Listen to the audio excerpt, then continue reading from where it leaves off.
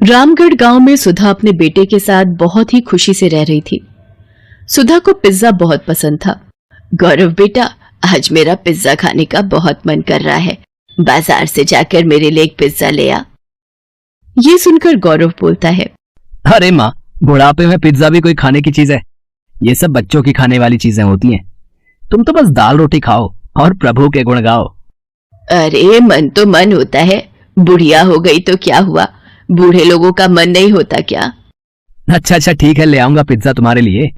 तुम तो गुस्सा हो गई, मैं तो बस मजाक कर रहा था। गौरव अपनी माँ के लिए पिज्जा लेने चला जाता है।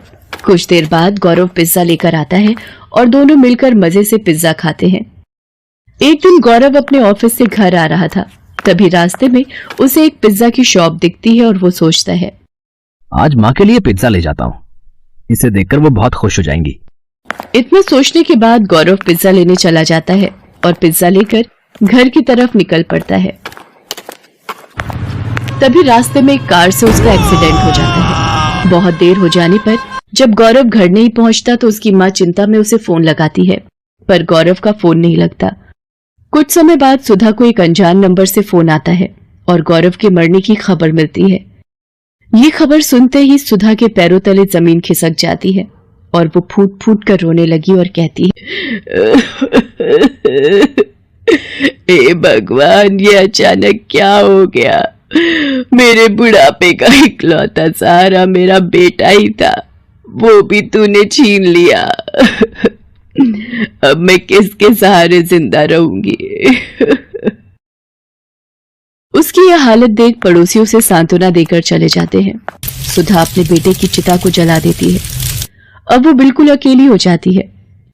वो गौरव की बातों को याद करके रोती रहती थी। बेटे के मर जाने के बाद सुधा के घर की हालत बिगड़ने लगी थी। उसके पास खाने के लिए कुछ नहीं बचा था। वो खाने के लिए पड़ोसियों के घर मांगने जाती है और बोलती है, बेटा मुझे कुछ खाने को दे दो, बहुत भूख लग रही है। अरे अम्मा, मैं तुम्हें खाना खाने को जरूर दे देती, पर अभी तो मेरे घर में खाना खत्म हो गया है, सबने खाना खा लिया। इतना कहकर वो औरत अपने घर का दरवाजा बंद कर देती है। कोई उसे खाने को नहीं देता, सभी बहाना बनाकर उसे वापस भेज देते। अपनी ऐसी हालत देख वो सोचती है, अगर मेरा बेटा आज जिंदा होता तो मेरी ये हालत कभी नहीं होती।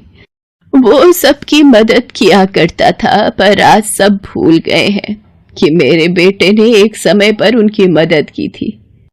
आज उसकी माँ को मदद की जरूरत है, पर किसी ने भी मेरी मदद नहीं की।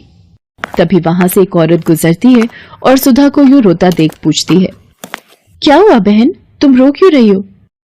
सुधा रोते रोते उस औरत को अपना सारा दुख बताती है। क्या बताऊं बहन, मेरे बेटे के मरने के बाद मुझ बेसहारा का इस दुनिया में अब कोई नहीं है।